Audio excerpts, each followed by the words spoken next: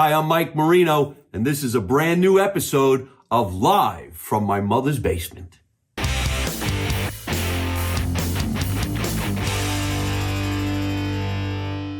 Hey, what's happening, everybody? Welcome to another edition of Live from My Mother's Basement.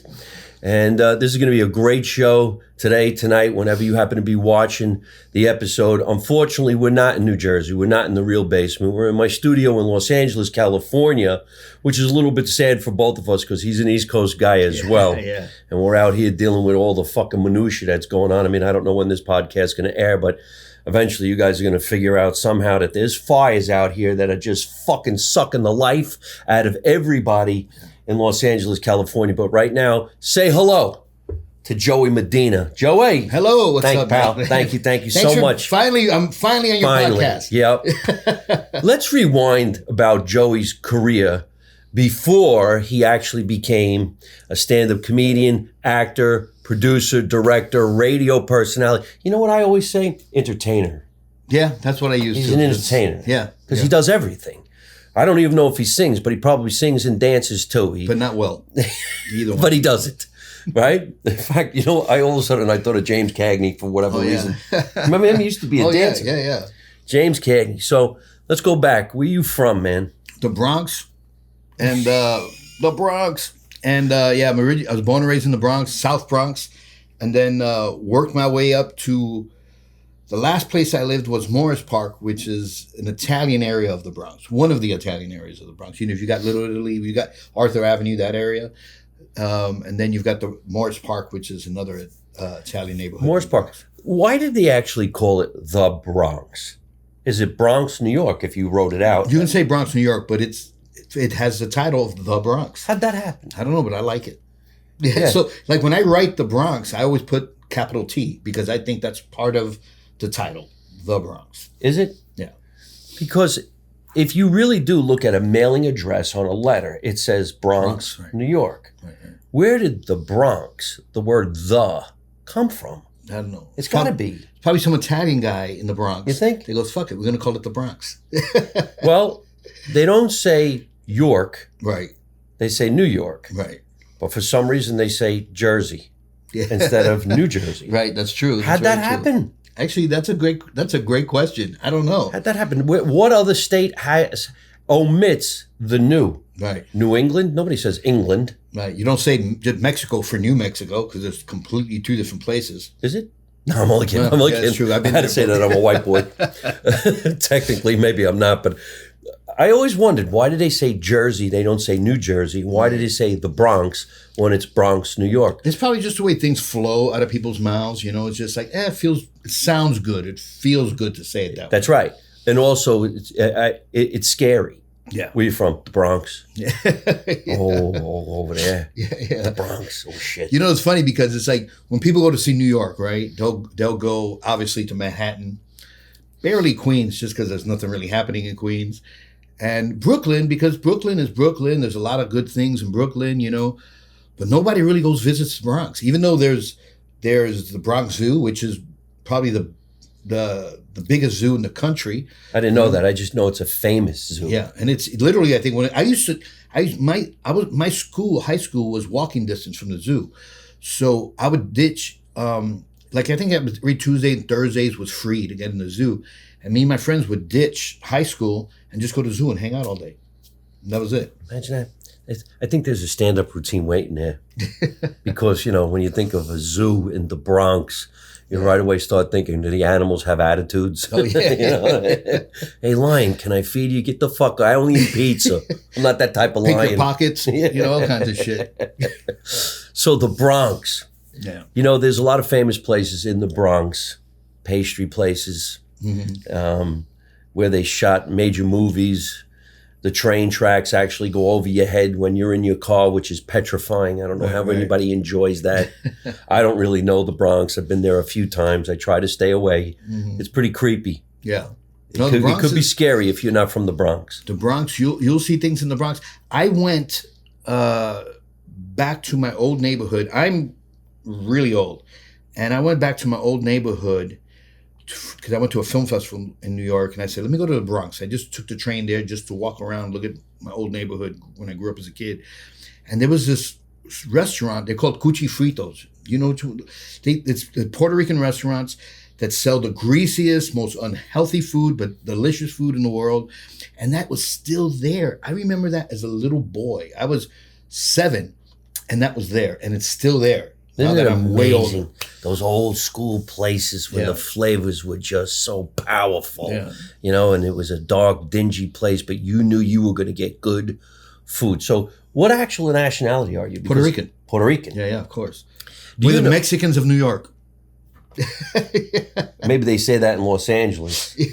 I think that's really funny because when I first came to California or Los Angeles, I always say I didn't come to California, I came to Los Angeles. It's different. Being an Italian kid from New Jersey, I didn't know tacos. I knew Puerto Rican food. Yeah, same here. So when I came out here and everybody was like, yeah, they're Mexican. I go, you mean Puerto Ricans? Is that what you mean?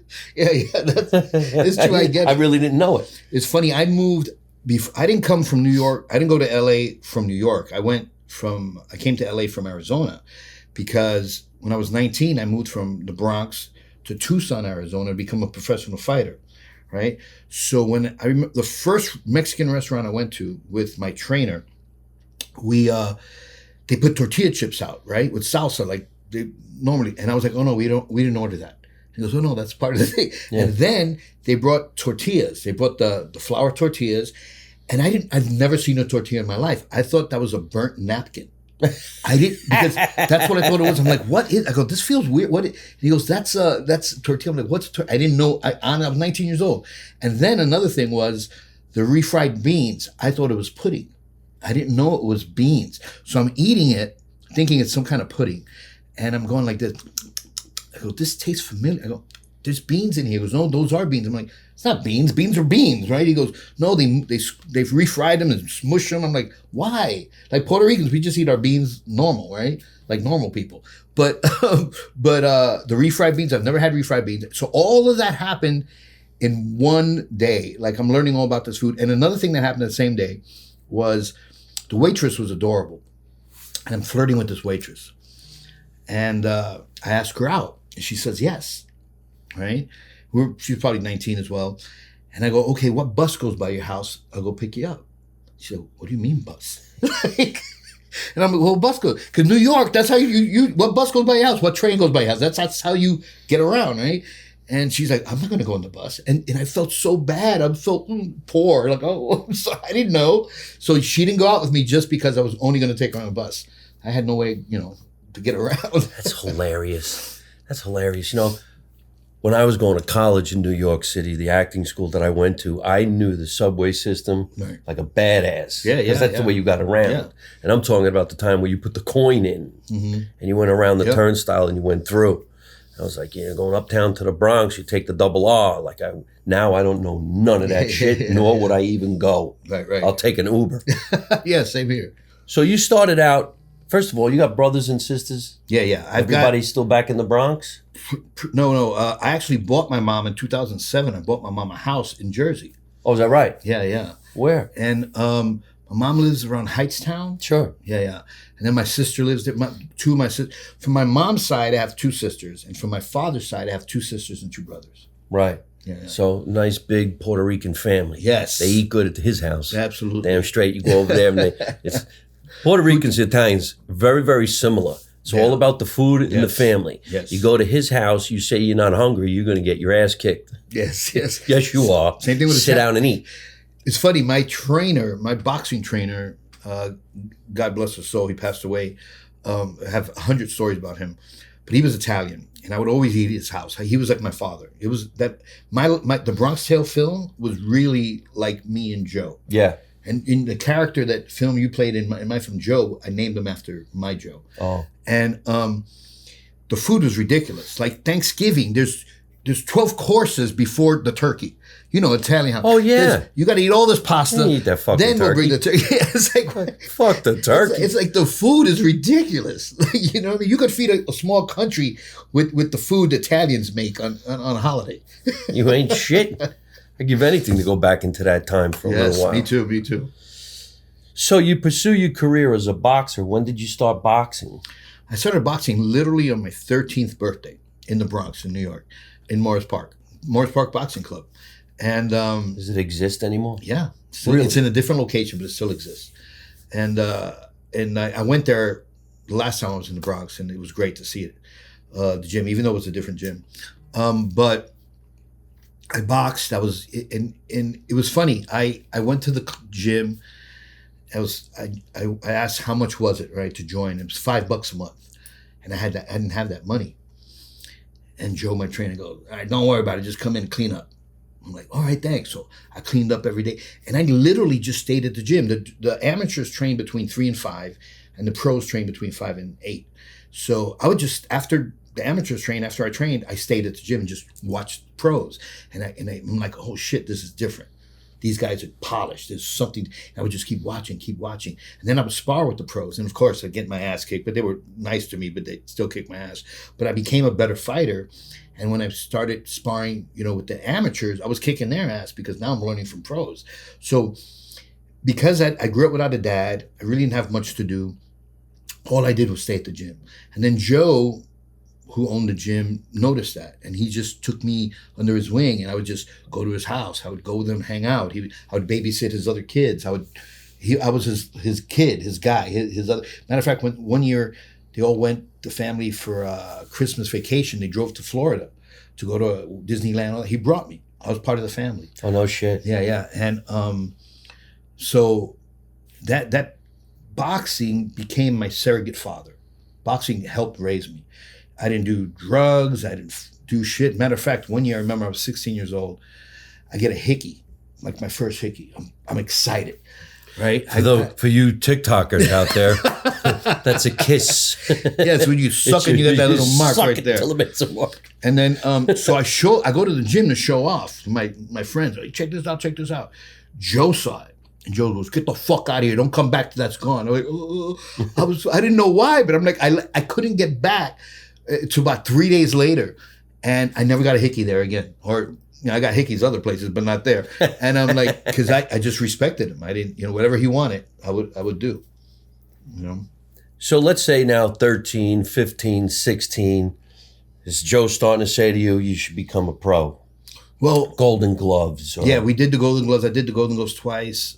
Junior Olympics, something called the Kid Gloves, which was 15 and under. Golden Gloves was 16 and above. And then I moved, 19, when I moved to Arizona, that's when I turned pro. And obviously when I moved to Arizona, I had different trainers, different stuff. But when I fought for the NABF title, I went back to New York to train with Joe for that fight.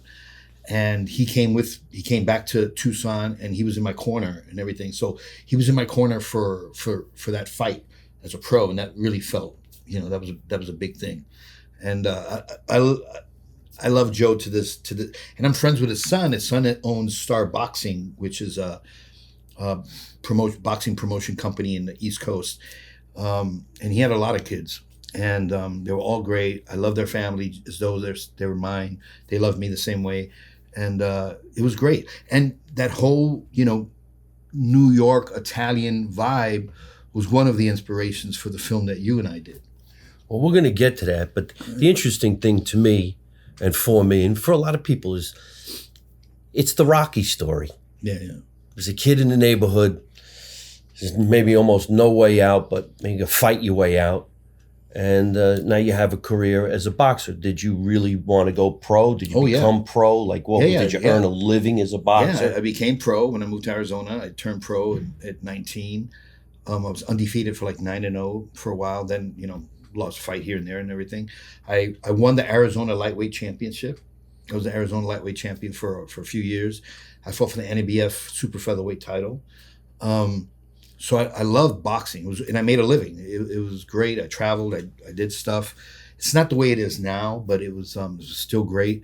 I fought at Caesar's Palace. I fought on the same card as George Foreman when he made a comeback. I've been on ESPN. I became friends with Boom Boom Mancini. Was he your same rival? Same way? Did you guys fight? No. He was a few years ahead of me. Right. But Boom Boom was one of my favorite fighters because not only was he a great fighter and a good slugger, he was a good dude. Yeah. You know, it's just like anybody, like singers, comedians. There's some comedians that are really funny guys, but they're assholes. Fucking jerk offs. Yeah, I'm like, fuck this guy, right? People are like, you like him? I'm like, The fuck's your problem, right, pal? right. I'll eat you up. Right, but then there are other guys, you're like, fuck, I love this guy. what a He's nice a guy. sweet guy. He's a good dude. So it's the same thing with boxers. And with boxers, you expect boxers to be dicks and jerks. But no, the majority of boxers are the sweetest people in the world and the least violent people in the world, you know? And one, because they don't have to prove anything to anybody. You know what I mean? And if they ever wanted to hurt you, they'll do it very easily. You know? Yeah. And so it's. I'm glad you brought that up because I've often said that. The biggest dudes are the nicest guys. They know they could slap the fuck out of you. Yeah. There's no reason to do anything. It's not going to do You know what I mean? nothing. It's the punks Yes. that start the shit. Yeah. So you have a good career as a boxer. When did you retire? I mean, retired probably early 90s. And it was when I fought for the NABF title, I trained my ass off. And I lost the fight. I got robbed. I did. It was a majority decision. And I lost my heart. I'm like, I don't want to do this no more. I trained so fucking hard for this fight. And they stole it from me. And I felt very bitter about it. And I was, boxing is the kind of thing that it really wears you out fast. It's a lot of training. It's a lot of dedication. It's a lot of sacrifices. So to do that for year after year after year, and then, it not pay off the way you wanted to pay off, it's like, I'm good. So I retired and I know what to do. And I always loved comedy. I never thought I'd be a comedian. I thought being a comedian is like a superpower. You know what I mean? Really? Yeah, I always had a great sense of humor. I could make my friends laugh, but I couldn't make strangers laugh. I had stage fright. I was. Well, usually it's the reverse. Somebody who's got a great personality off stage sucks on stage because they think, well, I'm funny for my friends. I can do it. Well, no, you can't. Right, yeah. This That's is an true. art. It's It's true. not easy at all. But holy shit, did you ever get knocked out? You ever get hurt? No, I've been knocked down and I always got back up. Yeah? Have I been hurt? Yeah. I remember one time I fought a guy named Anthony Fletcher, and I knocked him down, and then he knocked me down. I remember when he knocked me down, I spun around. Like, this guy hit me hard, and I got back up. And then that same round, it was a 10-round fight, and we butted heads, and I ended up getting 30 stitches. Oh. And people said all they saw were the eyes, my white of my eyes. It was my face completely red. And so right after the fight, I lost the decision, but it was a really good fight. It's a close fight. They rushed me in a police car to the hospital. That's how you can see the white of my skull. That's how big the cut was. It was like this. So I'm on the gurney in the emergency room, and the doctor goes, "Today's your lucky day." I'm like, how do you figure, right? He goes, "I'm a plastic surgeon." So he don't see anything. You can't see anything. Otherwise, I'd look like Frankenstein. Yeah, that would be big. So he goes, "I got you. Don't worry about it." And he sewed it up beautifully. Oh, wow. And you can't even see the 30 stitches here. Imagine a doctor saying, I got you. Yeah. He goes, "Today's your lucky day." That's what he told me. You look like shit right now, but I got you. Nowadays, he just does boobs. Yeah, right. So fast forward now. A boxer becomes a comedian. That's pretty rare. Yeah. What made you want to do it? To be honest, I was going, my second wife kicked me out of the house. I was poor. I was basically living in a car. And I went to a comedy club to cheer up. It was free that night. And I'm like, all right, I need to do shit Arizona? that's free. Yeah, in Arizona. And I remember I was really depressed. The reason I went was to cheer myself up. And I remember watching the comedian on stage, and he was commanding. His presence was commanding, and everyone was watching him, and he was laughing. They were laughing. I was laughing. And I was in awe. And I remember telling myself, you know what? I was feeling sorry for myself before that moment. But at that moment, I go, you know what? I could start my life all over again right now. I have nothing to lose. I have nothing. I'm living in my fucking car. I go, fuck it. I'm going to become a comedian. And that was it. And that's all I focused on. No shit. I focused on. Out of Arizona? Yeah. Who was the comic? Man, I wish I could remember. I can't, only because I'm bad with names, but I didn't know any real comics then at all. But I wish I would remember because that guy changed my life. That sucks. You know? Somebody's calling Joe. Yeah. He's got a call in. Yeah, it's the comic. He goes, "You don't remember me, asshole?" No. All right, there you go, man. But but the guy changed my life, and ever since then I focused. I did open mics. I would just focus, and I would try to be friends with every comedian. I did exactly what I did when I was a boxer. I hung out at comedy clubs, like the way I hung out. It's what we do, at technically. It's what we do. You got to hang around it. You got to be around it, especially in the beginning. Every night, open mic, and then you learned more and more about the business by the other people who were in the business. Right. If you found some comedians who weren't jerk-offs. Right. And they're like, "Hey, here's where I'm going. Go over here." And you will find that some of the greats are super cool. Yeah, absolutely. And then there's some other people, for whatever reason, I don't know, maybe they feel like you're a threat. Yeah, well, if you make it, I won't make it. Right, and that's sense. Not true. No, not at all. It's and one thing, everybody has their own mental policy, right? My mental policy is I never talk bad about another comedian in public. So I'll never do it on radio. I'll never do it in a podcast. Privately, I'll go, yeah, this guy's an asshole. This guy's an asshole. But I always talk good about comics who I think good of. You, and I'm not saying this because you and I are here, no one has ever said anything bad about you. You're always a nice guy. You're the guy like, "Oh, fuck, there's Mike. All right." You've always been that way. Russell Peters is another guy who's he's taken me around the world with him. He's put a lot of money in my pocket. He's one of the most generous people I've ever met in my entire life. And again, Russell Peters is the kind of person that you would think, "Oh, this guy could be an asshole if he wanted to." He's never an asshole, ever. I watch Russell Peters imitate Italians from New York, and I'm like, whoa, wait a minute. First time I met Russell Peters, I was, I guess, in the Montreal Comedy Festival years ago, and I was going into a radio station, and he was coming out. Okay. And when he came out, he looked at me, and he turned around, and he went back in, and he goes, "You guys treat him good. This is Mike Marino. This guy's a badass." Good. And I'm like, wow, what a great dude. Who the fuck was that? Yeah. You know what I mean? Which was really cool because he was friends with those people. Oh, okay. Yeah. And matter of fact, I went to Montreal with him last year. He's such a good person. And and that's just one. There's so many good guys in this business who are just great people. Drew Marks is another dude who's amazing. And I'd love to hang out with them. I wanna work with them, not just for the work, but to hang out with them. It's one of the things that happens when you do become a headliner now. Right.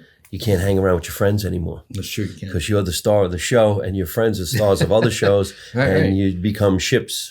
Yeah, you barely work together. Where are you going? You're going, oh, shit. That's why when you ask me again about the ships, whether I like it or not, we're talking about being entertainers on cruise ships. Cruise ships, yeah. Sometimes with these new big ships, you get two comedians. Right. And everybody does 20 minutes. You flip-flop. Who goes first? Nobody really gives a shit. Right. They got a comedy club on the ship. So on the Royal Caribbean mastodons, these big, huge ships, let's say like this Icon and the Utopia, it's a comedy club on the ship now. Right. So it seats about 300 people. So if you go on that ship with a fellow comedian that you can have fun with, you're going to have a ball because we really don't care. Right. You're at the same level. You want to go first? I want to go see another show. Yeah. You want to? I'll go last. You want to smoke a joint? Did you ever go on stage high? Are you going to go on a jet ski tomorrow? Do you want to do something? You actually have a good time. Yeah, because you're on a little vacation. You're on a vacation with your buddy. Yeah. And then we also have that thing where, hey, you know that joke you did? Why don't you try this? Yeah. And I'm like, thank you. Right, I'll try it. Because I've had a lot of comedians give me some tags that I didn't see. And then I become jealous that they saw it and I didn't, but that's it. Because I'll take it. Oh, yeah. To this day, I tell Darren Carter all the time, who's a fellow comedian, about how he told me that the cardboard thing around a coffee cup is called a Java jacket. And I used to call it the cardboard thing. Right. So one night when I did the joke and I said, and I put the Java jacket around the cup, it killed. And then I called him, "You son of a bitch. You wrote me a better joke than I wrote myself." But that's joy. Those are happy people. Right. And a good comic and a good person don't mind giving you a good tag or a good joke because they're happy about it. You know what I mean? Because they want you to do well. Yeah. And it's I'll never keep a a tag. Like I'll never think of a better joke and go, I'll keep it for me. No, if it's yours. If I thought it, you made me think of it. It's your joke now. So it's always that way. You know what I mean? Well, he's a great stand-up. I know Joey from the stand-up market in Los Angeles, and this is how we all met, if he even remembers, because, we're getting older now. Yeah. When I first came to Los Angeles, I didn't really want to be a stand-up. I was an actor in New York my whole life. Okay. I grew up doing TV commercials. I was on As the World Turns. I never thought I was going to tell jokes. Mm-hmm. But when I came to California to pursue my career as an actor, people were saying to me, you don't really look like you're an Italian guy. You're probably never going to play a mobster. Right. You're always going to be an Irish cop. Why don't you tell some jokes about that? Right. And I got mad. I'm like, no, I'm not funny. I don't want to be funny. I'm a theatrically trained actor. Right. But I met some people at the Comedy Store, and I met with Mitzi, and she said, why don't you give it a shot? And I did, and that's how I got into it. Oh, okay. I didn't know that. But in the beginning of the stand-up world, and you come from New Jersey. Now, I was born in the city, but I grew up in the suburbs. Right. So California looked like the suburbs to me. Right. And when everybody says, oh, this is Compton or this is Inglewood, I'm like, this is the suburbs. Everybody's got a palm tree and a pool. Right. This is the suburbs. Yeah. Right? This ain't the city. Right. How could this be a tough neighborhood? I don't even see any trains. Right. This ain't the Bronx. So when people were saying to me, you got to work out, and there wasn't, I couldn't get on the main clubs. So I started going into nasty neighborhoods. Right. And that's when I found the Latino market. Oh, yeah. And I found LA's huge. The black market, Mm-hmm. Latino night, chocolate Sunday, what was it, Tuesday, Fat Tuesdays. Yeah. So I'm like, well, I don't give a fuck. Right. Can I get in? What do I got to do to get in? Right. And everybody was like very accepting to me because everybody would say to me, why do you think it works for you when you went into the black market? I said, because I didn't change my act. Right. I don't see the difference you guys do. I don't give a shit. Right. I'm Italian. What are they going to do? Yeah. It's like, And away I went. yeah. And it's different, right? There's not a bunch of comics being Italian. There's not a bunch of, and anytime there's a perspective that's different than the norm, I have a friend who used to work at a funeral home. I'm like, you got to talk about the fucking funeral home. Yeah, that's And hilarious. and the jokes he does about it, it's fucking hilarious because it's a different perspective.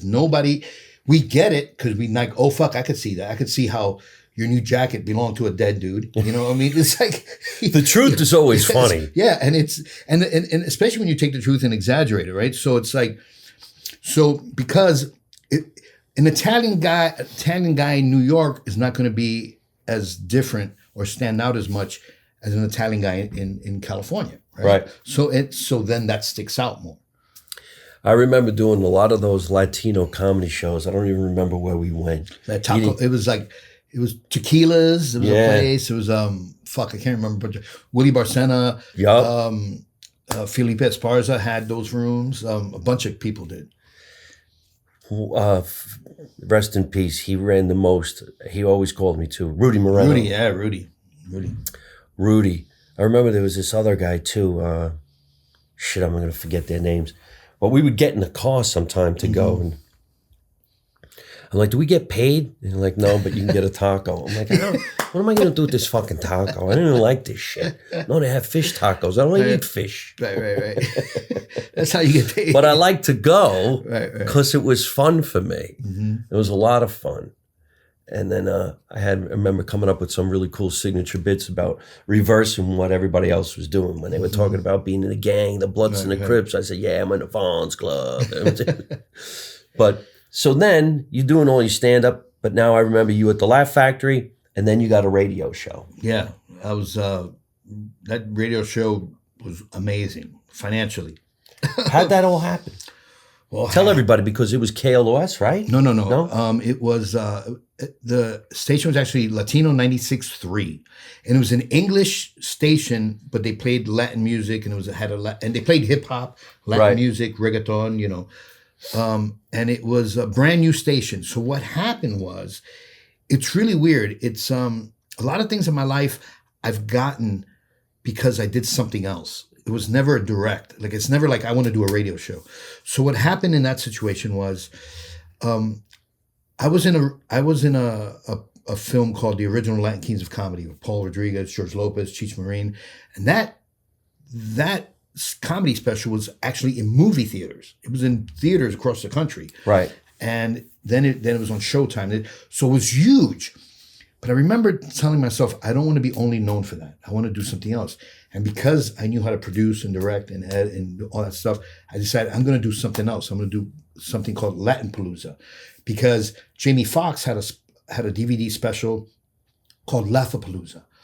And me thinking about marketing, I said, Latin Palooza, Laugh-A-Palooza, they'll be right next to each other. And so I contacted the company who produced that special.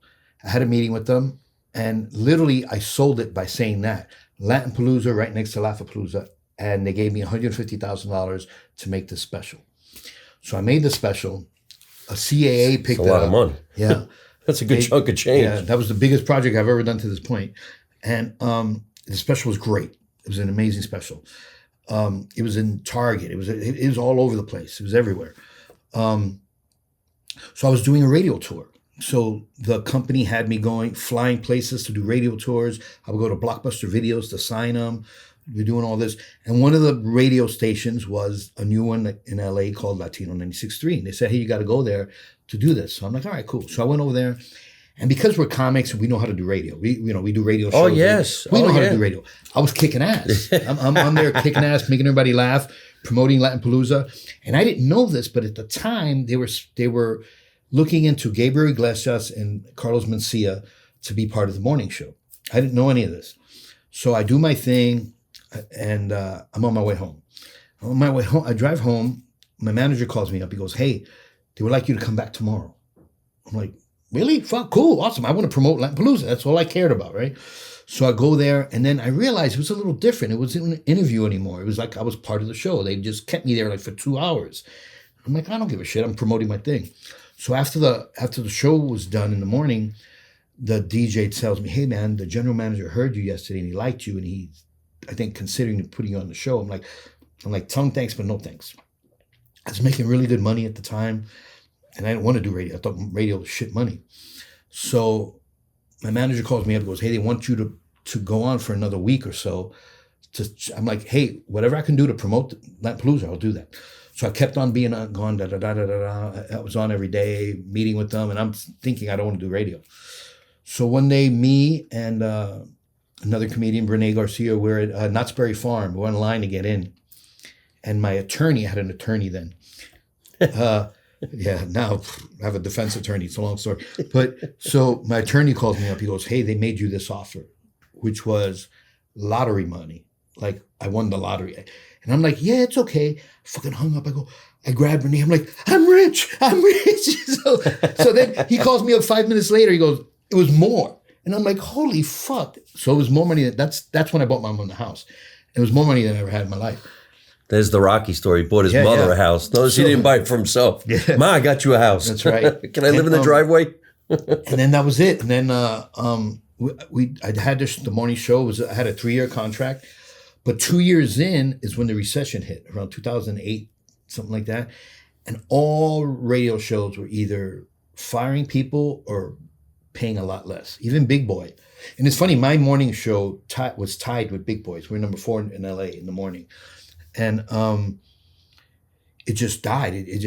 They bring me, what had happened was I went to my team and I go, I think I'm going to be let go. They go, what are you talking about? Because I go, they let go our general manager who just got hired last month. I go, Big Boy just got a demotion and pay. And car dealerships were going bankrupt, and car dealerships are the number one sponsor for radio shows. And like Toyota was my sponsor. So they go, no, we're one of the top shows. I'm like, all of a sudden I get a call.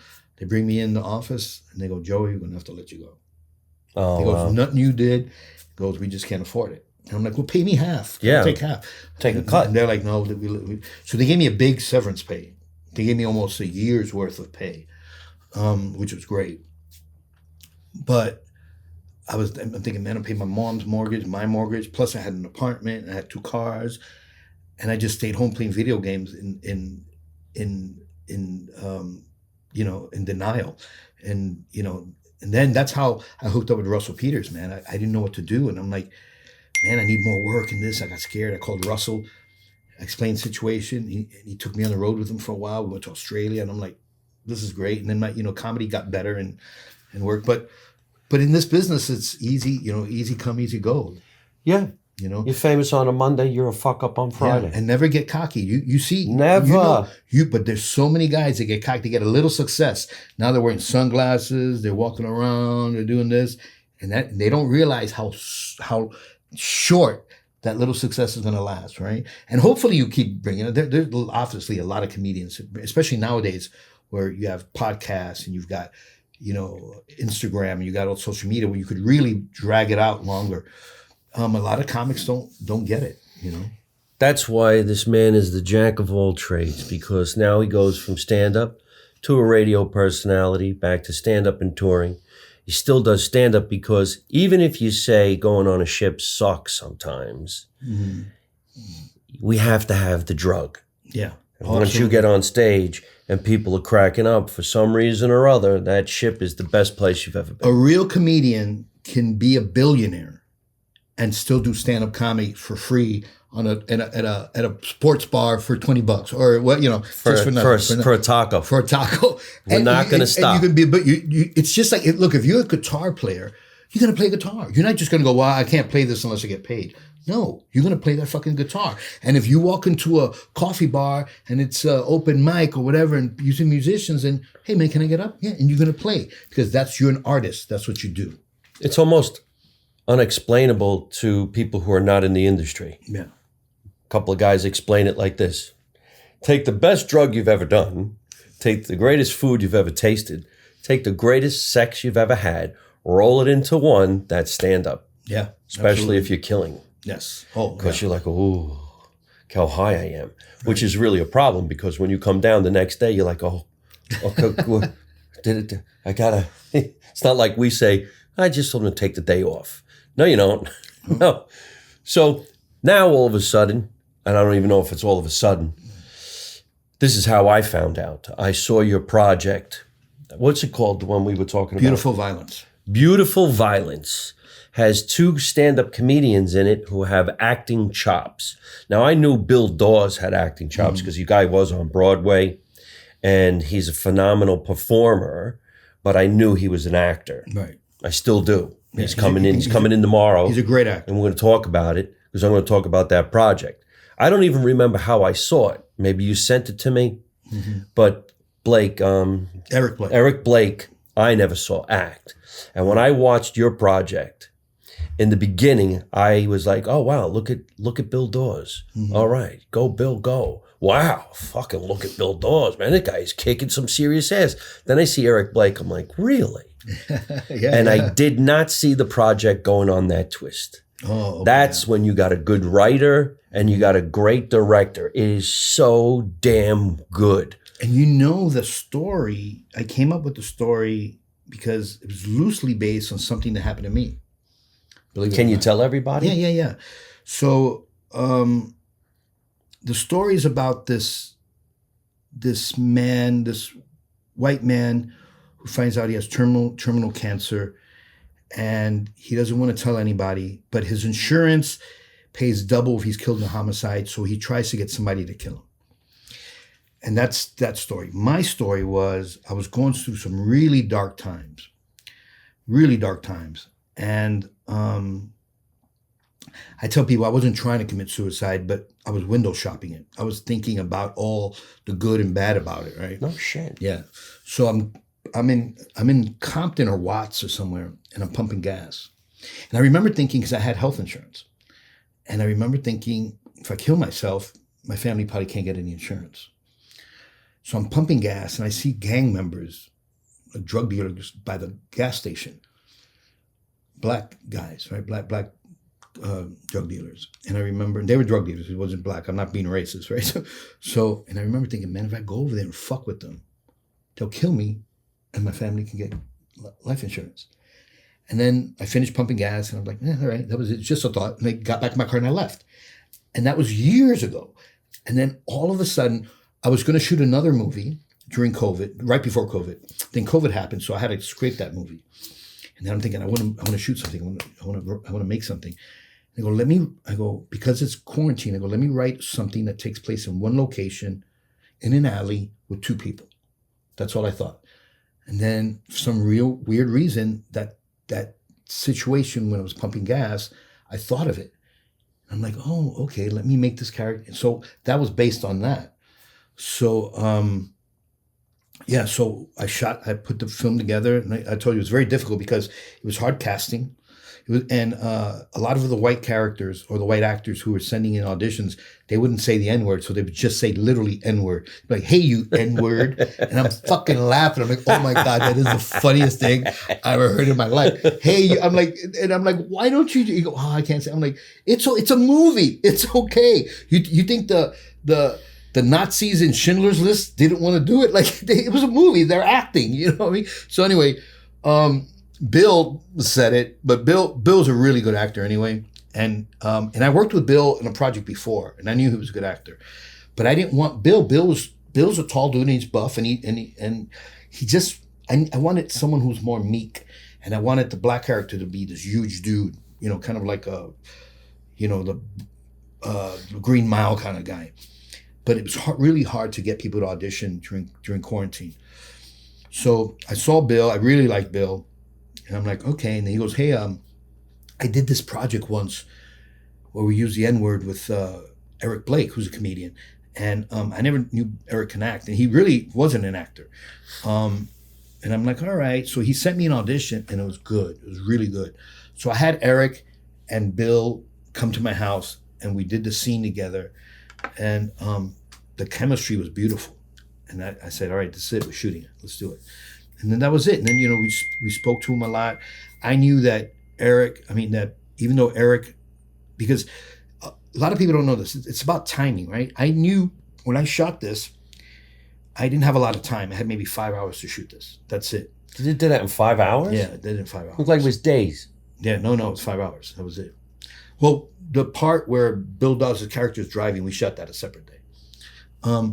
But I didn't have a lot of time to coach Eric, who wasn't the actor. But I knew that Bill's experience would carry him. So I worked on all of that. I planned to shoot really well to get everything done. Like a lot of times when you see Eric's character yelling at Bill and you don't see Bill in the shot, Bill isn't even there. He's getting all the makeup and prosthetics done. Bill wasn't even in the shot. Right, so that's hard. Yeah, so yeah, and there's different way, but we planned it that way. We choreographed the fighting, and we did a fucking great job. That film alone won 156 awards, which I'm extremely proud of. You guys got to check this out. Yeah, it's really something amazing to see. Yeah. And I even know the other project you're talking about.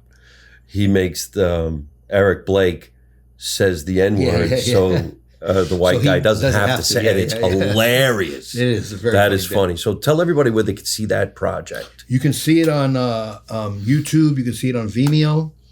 And you look up Beautiful Violence and Joey Medina, and you'll see it. And there's also a behind the scenes you can check out as well. And it's a good little film. It's about 8.5 minutes long or so. Guys, you got to check this out. Yeah, it's a good little film. It's so well done. I'm really not promoting this because he's sitting here. I watched it. I forgot how. Maybe you sent it to me in a text. Maybe. And I'm looking at this and I'm like, man, this is so well done. This is Quentin Tarantino, baby. Some badass shit in this project. So check it out.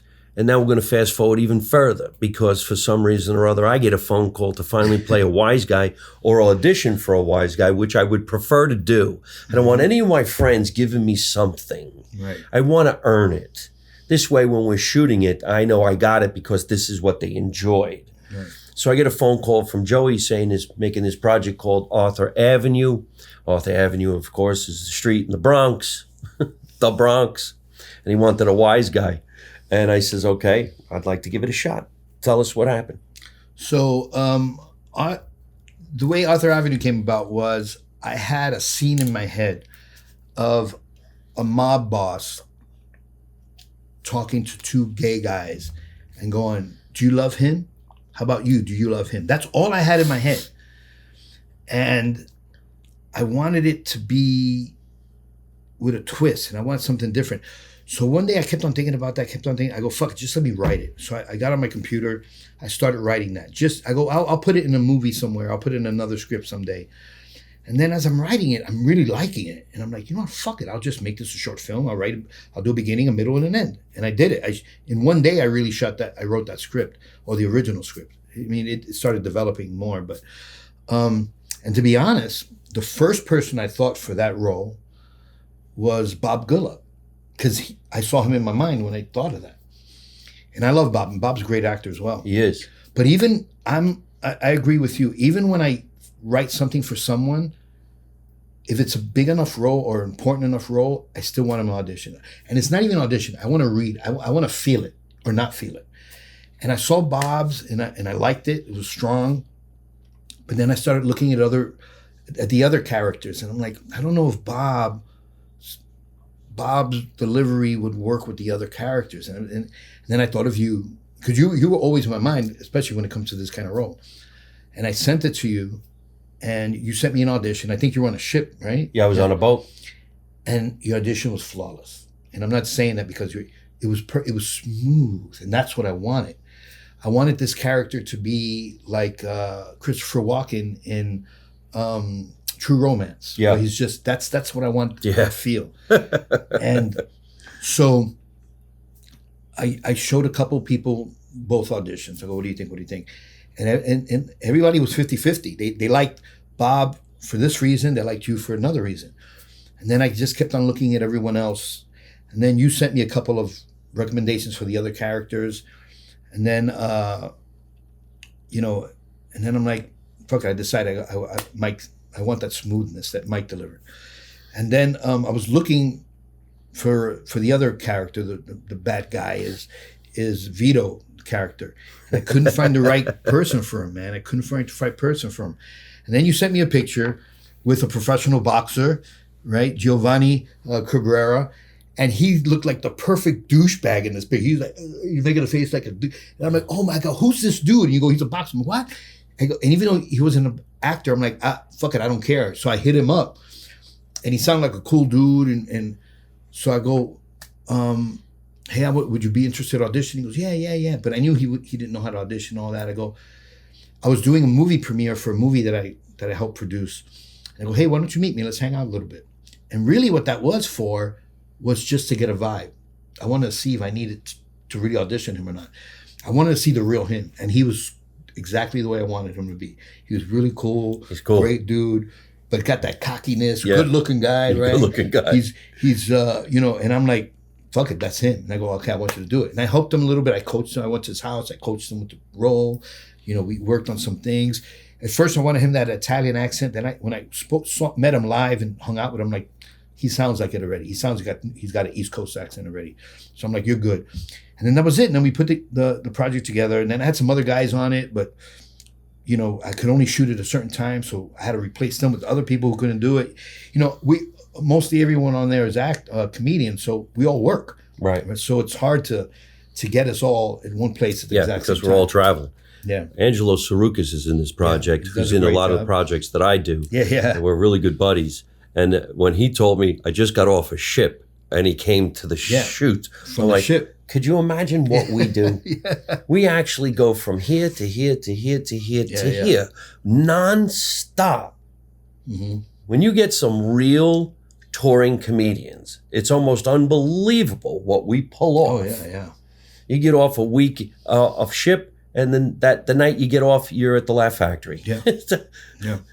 Or you fly into a city somewhere to do stand-up at a comedy club. I like being on the set. Of course, we can make more money touring as a comedian, and you love the adrenaline. Right. But if you're working with a group of guys that you get along with, there's just something about it that makes you want to keep on doing that. Yeah, I love doing that. And it's about love. And I want to be completely candid.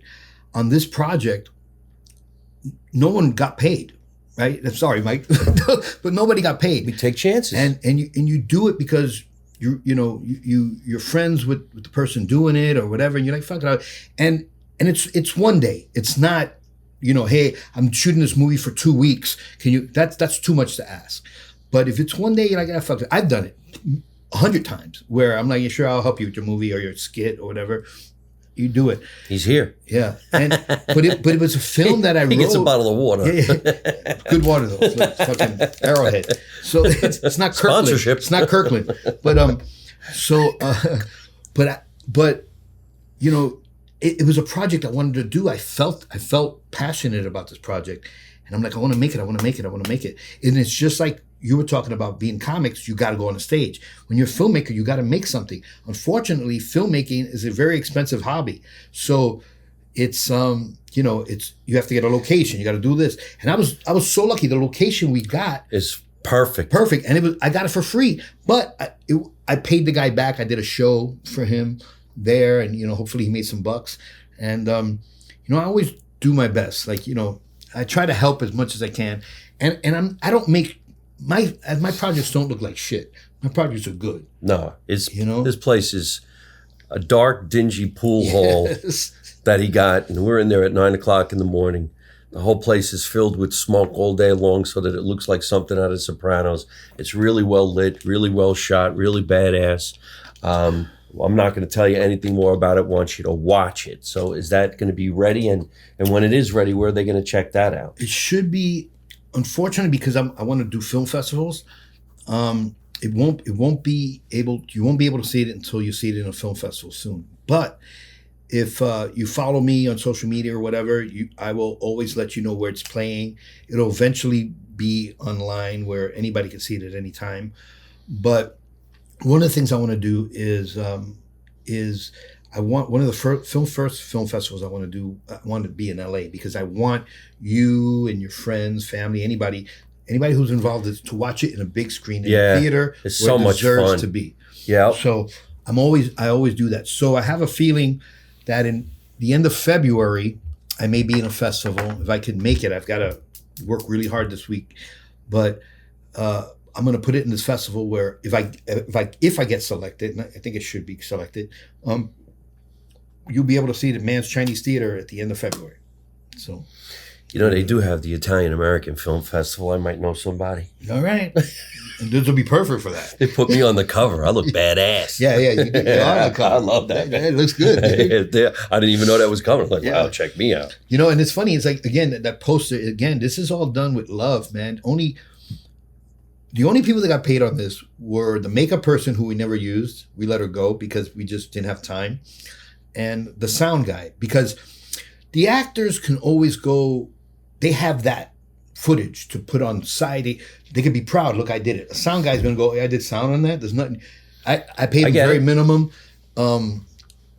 Everybody worked for free. The only people who didn't work for free is, like I said, the makeup, the sound guy, my editor, and my sound mixer. And I'm just really thankful and grateful that you helped me because, that shoot was supposed to be 5 hours and it ended up being like 9 or something. Yeah, right? We were there a long time. Yeah, and it starts getting exhausting. Yeah, I was pissed off at myself for it started out where the light over one of the pool tables wasn't working and we had to replace it. A lot of shit happened that we weren't prepared for. And that's part of the shoot. But luckily, we worked around it and we finished and we got it done. The only bad thing that happened during the shoot is I was invited over to Angelo Sarukis' house for lasagna. By the end of the shoot, I said to Angelo, look, I don't want any lasagna. I just want to go home. But then again, being an Italian and going to have lasagna over a Greek house, maybe I shouldn't have been going anyway. Angelo Sarukis and a bunch of other fellow comedians that we have, we were doing a web series called Make America Italian Again. Right. The Race for the White House. Now, we were just doing a parody like you. Right. But we were making fun of every wise guy movie you've ever seen, from The Godfather to Goodfellas. And we were doing their lines through the eyes of stupidity. It was just funny. And I wrote this one scene where I say to Angelo, like in The Godfather, I want you to find a nice Italian restaurant. I don't want my brother coming out of the bathroom with just his dick in his hand. And then the line, Angelo goes, I'm not Italian. I never said I was Italian. I'm Greek. You said I was Italian. And I go, well, find a good Greek restaurant. I don't want my brother. You see what we were doing? We were just fucking around.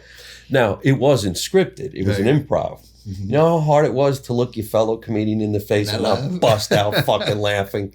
Yeah. And then one of the dumbest scenes where you had Jay Davis plays the pizza guy, and he comes into the room I with all actually the saw that. I saw that. yeah, I saw and he that. comes into the room, and I go, "How'd you know where we were?" Mm-hmm. And he goes, "The phone guy."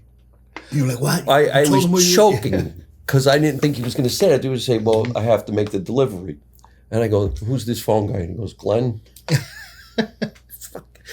It was priceless, and Right, we right. won best script in a film festival. good for you, brother. So I Good for go up you. and I says, "Thank you for the award." There was no script. It was an improv. See, that's always great. Yeah, especially when you're with a group of guys that get that this appears to be underplayed Mm-hmm. to the point where you're almost whispering to the other Right, guy because right. they're in fear of my wrath. Right. So when Angelo talks to the skinny guy and he goes, "What kind of pizza did you get?" Because they know him in the other room whacking the guy. And he goes like this, "Pepperoni." And he goes, "Well, we don't want to waste it." Because they're going to eat it. Right. So my ultimate dream, and I wished we could have made this happen. I was going to call you, and at the time, Rudy Moreno, and say, "Guys, this is what I want to do. I want to recreate a scene from West Side Story. The Latinos are the Sharks, and the Jets are the Italians. Right. And it's going to be like a street fight, but we're going to ballet. We're going to do the ballet. The joke is we all suck. Right. The fat guy passes out. The other guy trips and falls. Nobody it. gets hurt. Right. You can have like the Mexican guy talking to the Italian go, "Hey, listen, don't I know you from, yeah, I used to work at the pizza place." Like, it's completely opposite. right, And the only guy getting aggravated is the head of the family. Mm-hmm. I wanted to do that. I kept dreaming it, made like a big thing. Because Hey, man, never. things are funny. Yeah, never give it up. There's projects I've done where I thought of it years and years ago, and then all of a sudden, I'm like, fuck it, I'm gonna do it now. Now I can do it, right, or whatever. I feel like I'm not where I am in my life now. I just go do it. Yeah, I call up my friends. I'm like, "Hey, how you doing?" Yeah. Sometimes, of course, you have celebrity friends. I have a lot of celebrity friends. I never bothered anybody. Right. But when I make that call, I'm like, "Hey, I was wondering." "Sure, Mike, what are you doing?" Yeah, exactly. That's what friends do. They help each other. Look, we're all artists, right? And we know what it is to have a dream. We know what it is to have an idea. We know what it is for us to want to be creative. And I can't understand. There's occasionally times I've asked somebody for something and they're like, "Nah," and I was like, "Okay," and I'll fucking think about it. There are a couple of actors or a couple of comedians I know, friends of mine, that I asked to be in our film. And for whatever reason, like, "Oh, I just got this job, but I don't want to use that kind of language," or, like, that's weird, little things. But I'm like, okay, no biggie. There was a guy who was supposed to play a role in our film, and the morning of, while I'm driving to the location, cancels on me. And that's when Angelo's character became two characters, right? Yes, I remember that. So, and that was, I'm thinking, what the? Yeah, because I called you. I go, "Do you know anybody else? Remember the last minute?" Bet everybody was sleeping. Right. I'm like, "Get up!" Yeah, it was fucking. So I just told myself, I'm driving, coming. I'm like, I'll think of something. And then I'm like, fuck it. I'll just have Angelo, instead of being right behind the bar, I have him playing pool. And I'm just, fuck it. I'll just give him all the lines. But it was, my crew was so small. Everybody was just being there at the last minute kind of thing. And it wasn't as organized as I normally organize my shoots. And there were some, not mistakes, but some hardships I had that I had to get around. Like in our film, there's I didn't do a lot of coverage on Angelo's character behind the bar. And it was, and that was my fault. But I mean, when you watch the film, which I'll show you in a bit, you really can't tell. It still looks good and everything. And because I worked on a bunch of stuff. Oh, one of the things I want to tell you, and I'll show you when I show you your film. I'm going to get to see it. Yes. You did one of my best shots of you in the film. You weren't even acting. I let the camera roll. And there's a scene where in the film where the guys ask you something and you just stop and you look away and you're like this, you're doing this, and you're nodding your head. And I think I was probably asking you something or telling you something, and you're doing this. But it was beautiful. And so when I'm trying to stretch the scene out in editing, and I'm trying to build the tension, I saw that shot because I asked my editor, I go, "Let me see all the all the shots when the camera's rolling. You know, after I yell cut, not cut because the camera wouldn't be rolling, but and I saw that shot and I'm like, fuck, that's the one, and I put that in and you'll see it, and it looks so fucking good. Gems. And I love it. I'm gonna get an Oscar.